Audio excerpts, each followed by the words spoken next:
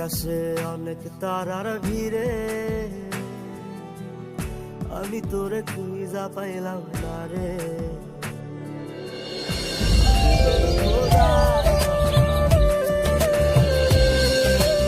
কিরে দাঁড়িয়ে গেলি কেন?